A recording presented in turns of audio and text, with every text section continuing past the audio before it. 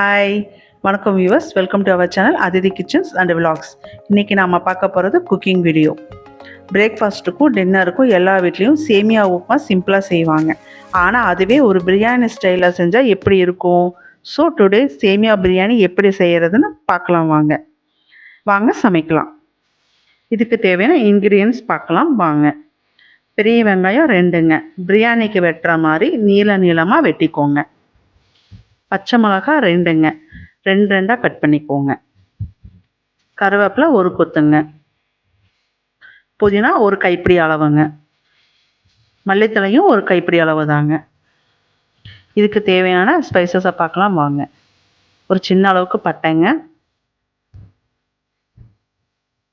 4 கிராம்புங்க,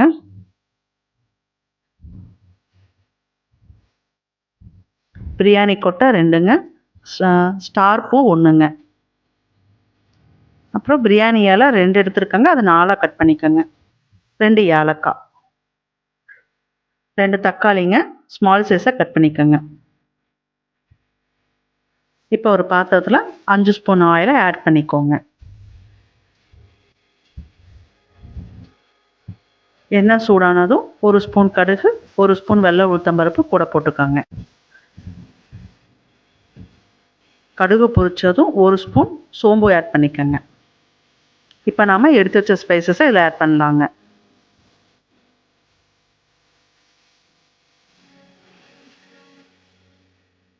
cut பண்ணி வச்ச வெங்காயத்தையும் இதில் சேர்த்திக்கலாம். இப்போ நம்ம வெட்டி வச்சிருக்கிற பச்சை மிளகாவையும் ஆட் பண்ணிக்கலாங்க. கூடவே கருவேப்பிலையும். பிரியாணிக்கு வெங்காயத்தை ப்ரௌனாக வணக்கிற மாதிரியே இதுக்கும் நல்லா ப்ரௌனிஷாக வெங்காயத்தை வணக்கிக்கோங்க. அப்போ தான் நல்லா டேஸ்ட்டாக இருக்குங்க. இப்போ பார்த்தீங்கன்னா வெங்காயம் ப்ரௌனிஷ் ஆயிடுச்சுங்க. இது கூட நம்ம 1 ஸ்பூன் இஞ்சி பூண்டு பேஸ்ட்டை ஆட் பண்ணிக்கலாம். இஞ்சி பூண்டு பேஸ்ட்டு பச்சை வாசனை போன உடனே தக்காளி அது கூட ஆட் பண்ணுங்க.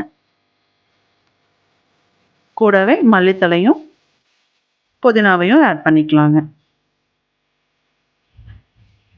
இது கூட 3/4 ஸ்பூன் உப்பு ஆட் பண்ணிக்கலாங்க. கூடவே 1/4 ஸ்பூன் மஞ்சத்தூளையும் ஆட் பண்ணிக்கலாம். தக்காளியில் எண்ணெய் நல்லா பிரிஞ்சு வர வரைக்கும் நல்லா வணக்குங்க. இப்போ எண்ணெய் பிரிஞ்சு வந்துச்சு. நம்ம இப்போ 1 ஸ்பூன் பிரியாணி மசாலா இது கூட ஆட் பண்ணலாங்க. பிரியாணி பவுடரை 2 நிமிஷம் வணக்கிட்டுங்க. 400 ml தண்ணியை இது கூட ஆட் பண்ணுங்க.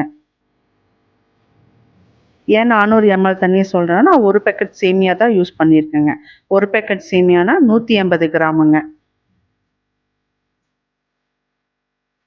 இப்போ தண்ணி நல்லா கொதிச்சு வந்துருச்சுங்க. இப்போ நம்ம இது கூட 180 கிராம் சேமியாவை இது கூட ஆட் பண்ணலாங்க.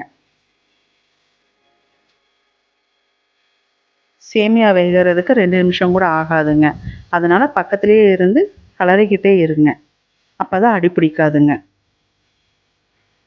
இப்போ 2 நிமிஷம் அடுப்பை ஸ்லோ பண்ணி க்ளோஸ் பண்ணி வைங்க.